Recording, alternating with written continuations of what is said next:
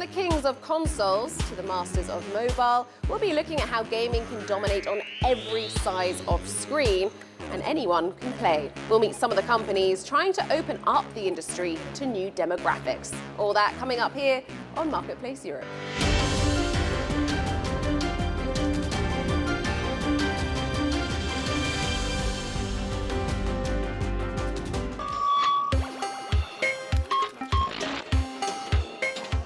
Video gaming used to be seen as niche and nerdy. Now it is the most popular show in town. Industry revenues have hit a record, and according to consultants at PwC, gaming has been one of the fastest growing sectors in entertainment. If you want to roll back the years with a retro game, arcades like this one still attract the crowds. But today, for many users, gaming is all about using any screen, anytime, and on any platform. That's why streaming services from giants like Apple and Microsoft are the newest way for gamers to play whenever they want. For developers like Sports Interactive, the makers of Football Manager, it's a chance to reach more users than ever before. So my name's Miles Jacobson and I'm Studio Director at Sports Interactive, who make the Football Manager series of games. Football Manager 23, which came out at the start of November, has become our most played game. We're 60% up on players year on year. Part of that is because one of the ways that games is really growing is through subscriptions. So you have Microsoft Game Pass, which is a all-you-can-eat buffet of games on Microsoft's platform, and Apple Arcade is similar for Apple devices, and we're in both of those services. And they tend to bring a lot of new consumers in who maybe don't stick around as much as people who've gone out there and bought the game, but they tend to come back each year and get into it over time. So as an industry, I think we're growing up with our business models. From the days when kids would crowd around arcade games to the rise of LAN parties and online play, gaming is now something that happens mainly on your phone or tablet. In Europe, apps are now the industry's biggest source of revenue, as mobile games have taken over the screen. Mobile gaming has absolutely exploded. So the growth there is extraordinary and is far outpacing your traditional consoles. The PlayStation gamers, they're well catered for. That's a big market. They're the ones that tend to get the sort of mainstream attention. But over on the other side is a huge market of untapped gamers that are sort of coming to gaming, don't consider themselves gamers, may play on their mobile only, and are spending real money in that market. With these new users on board, revenues in the gaming sector have blown past other sectors like cinema and TV. For developers, it's a sign the industry is getting the mainstream recognition it deserves. Do you think gaming's now got the same sort of credibility as movies or music?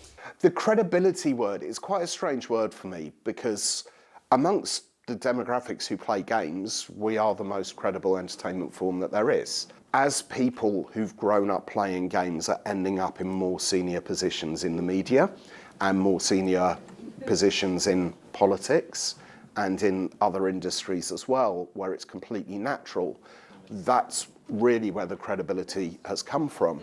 But to people like me, I've been playing games for 40 years, they've always been credible. It doesn't matter what other people think of them, it's always been a credible art form and a way to spend your entertainment time. It's a global stage for gaming, and one where European companies are holding their own. France's Ubisoft has big franchises like Far Cry and Assassin's Creed, and Sweden's Embracer Group has snapped up games like Saints Row and Tomb Raider. Europe has an amazing reputation within the video game development community. If you look at the overall video games market, you've got huge hardware manufacturers in Japan and the US, but a lot of those games are actually made in Europe. It's easy to forget that some of the biggest selling titles of all time are European. Now, with more sales and more success, comes the scrutiny to match. It's an industry that, by its very nature, is at the cutting edge of technology. It's the technological changes that really keep the industry fresh and exciting. And those don't happen overnight. They happen over periods of time. So it's kind of trying to predict what's going to be next technology-wise.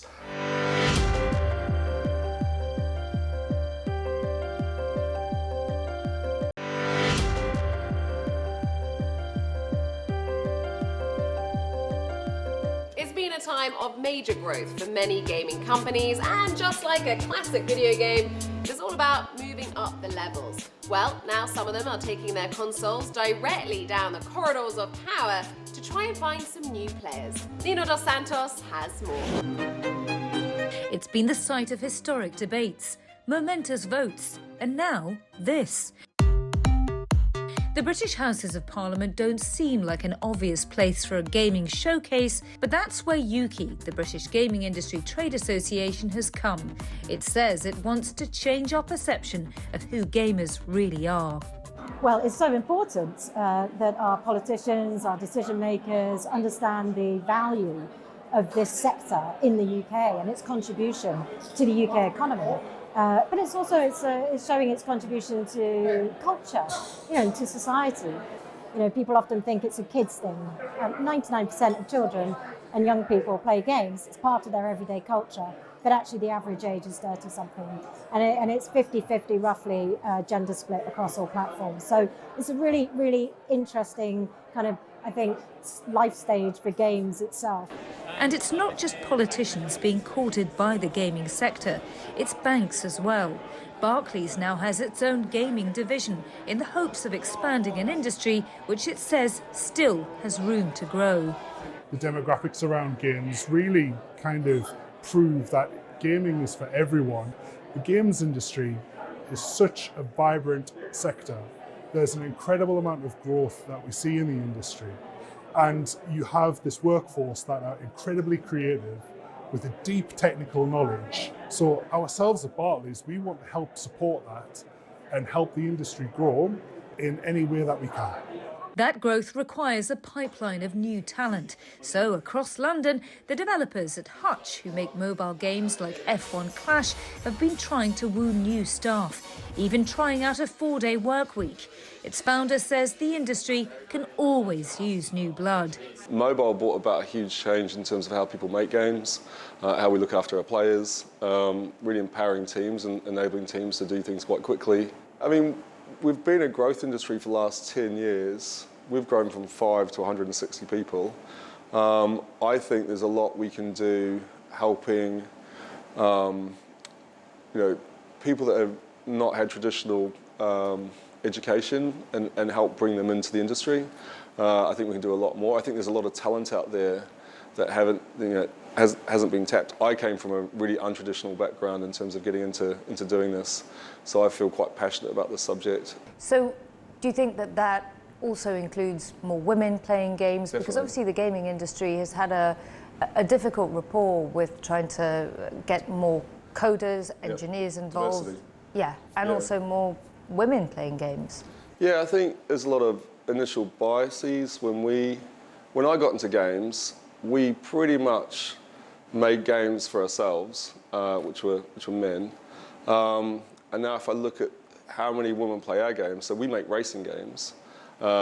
Racing as content, you just assume is male dominated. Actually, 30% of our players are women. So in terms of the workforce, you need to be more diverse if you want to be commercially minded. You want to build for your players. So yeah, as a company, we're really proud that we're almost as diverse as our player base. And we know we've got lots of work to do, but it's a really interesting subject. It's an issue that has sometimes been a sore spot for the sector.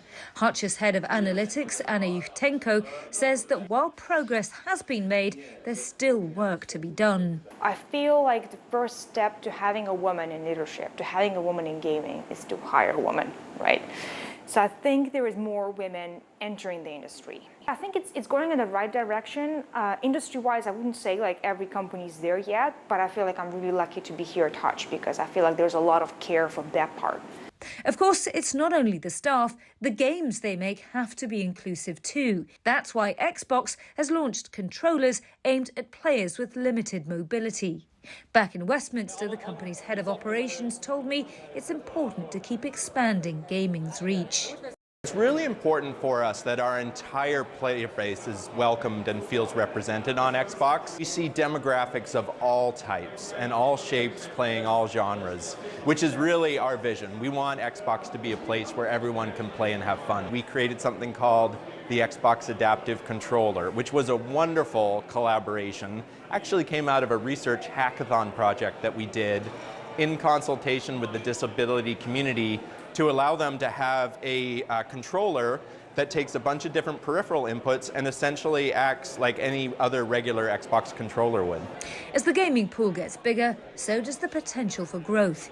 Yuki's hope is that it could even help the economy through some tough times. How crucial will this sector be for growth at a time like this?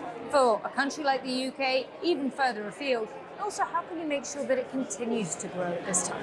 Games are a hugely popular and important pastime and part of our entertainment culture. So they are going to continue to grow, and it is about understanding the economic or the global opportunity and market opportunity for games. Well, it is game over for Marketplace Europe this month. Thank you very much for joining us. You can find more of our reporting online at cnn.com/MPE. But for now, I've got to race off.